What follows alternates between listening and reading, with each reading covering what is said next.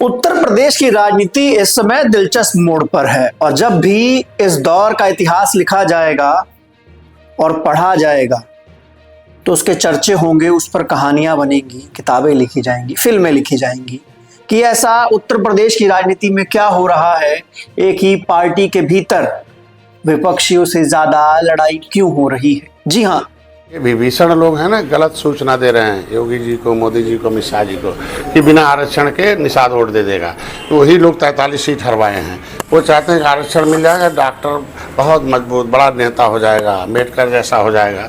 अब उसी चक्कर में 43 सीट भाजपा हार। अरे उस समय मैंने बीजेपी एनडीए को जितवाया जब सपा बसपा एक थी और मैं आया था, गोरखपुर यही है। अब देखो कितने वोटों से जीता था, माननीय मुख्यमंत्री जी से 1.5 गुना ज़्यादा वोटों से रवि किशन जी। अब जिससे धीरे धीरे वोट कम होता जा रहा, अब वोट का अंतर 1 लाख से नीचे आ गया, 3.5 लाख से 1 लाख आ गया, तो 2 लाख कहाँ चला गया, 2.5 लाख तो कहाँ जा रहा भाई।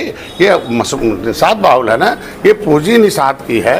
ये सपा बसपा कांग्रेस के अंग रहे हैं, 70 साल से वही रहे, पौआ पी के झुआ भर वोट देते रहे।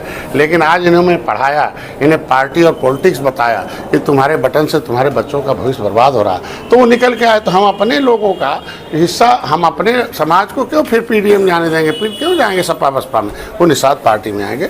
भाजपा का नुकसान उनके लोग विभीषण लोग कर रहे हैं। उनके ए बूथ हारना, बी बूथ हारना, इसका मतलब क्या साबित करता है, जिसपे उनके ड्यूटी लगी है। जिला अध्यक्ष दिन भर बैठा हुआ है, उनके जो मंडल अध्यक्ष हैं गाड़ी लेके बैठे चाय की दुकान पर, वीडियो दिन भर का है। ऐसा थोड़ी होता है।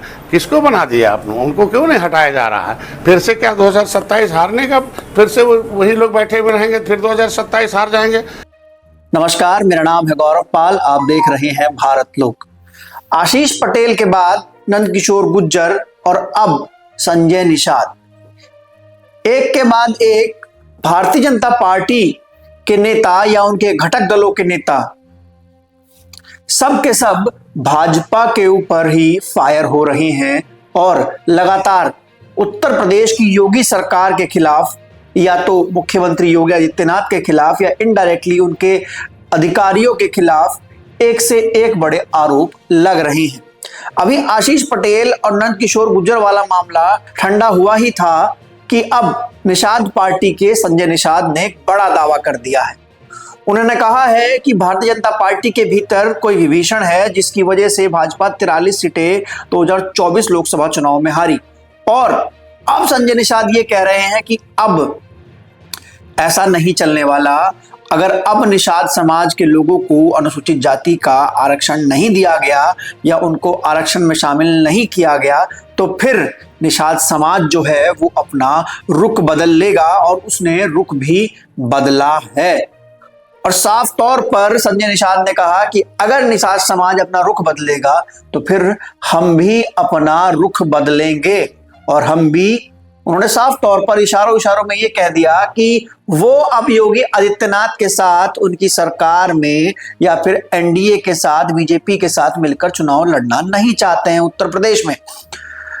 संजय निषाद इस समय संवैधानिक अधिकार यात्रा जो है वो उत्तर प्रदेश के पूर्वांचल क्षेत्र में निकाल रहे हैं। निषाद समाज पार्टी के कार्यकर्ता लगातार उनसे मिल रहे हैं और एक बड़ा मुद्दा जिसको लेकर उन्होंने 2022 में भाजपा का दामन थामा था और 22 में वो चुनाव लड़े थे मिलकर बीजेपी के साथ, वो बड़ा मुद्दा था कि निषाद समाज को, ये जो निषाद जाति के लोग हैं उनको अनुसूचित जाति के आरक्षण में शामिल करना। लेकिन एक लंबा समय बीत गया और उनको अनुसूचित जाति के आरक्षण में शामिल नहीं किया गया, जिसके बाद अब 3 साल बाद जब चुनाव नजदीक है तो संजय निषाद का गुस्सा फूट रहा है। अब आरक्षण तो मात्र एक जरिया हो सकता है, लेकिन लड़ाई जो है वो कुछ और है। एक एक करके योगी आदित्यनाथ के खिलाफ उनके अपने ही लोग बिगुल फूंक रहे हैं। इससे साफ पता चलता है कि उत्तर प्रदेश में और उत्तर प्रदेश भाजपा में या उत्तर प्रदेश सरकार में कुछ भी ठीक नहीं चल रहा है। संजय निषाद ने बताया कि जब वह 2018 में गोरखपुर में समाजवादी पार्टी के साथ थे तो उनके बेटे परवीन निषाद चुनाव जीत गए थे।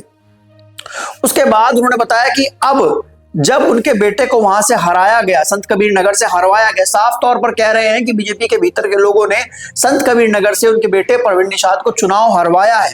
और उन्होंने कहा कि देखिए हमारा समाज नाराज है, गोरखपुर में जहां लगभग 2.5-3 लाख से जीत हुई थी प्रवीण निषाद की, अब मात्र 1.5 लाख रह गई है।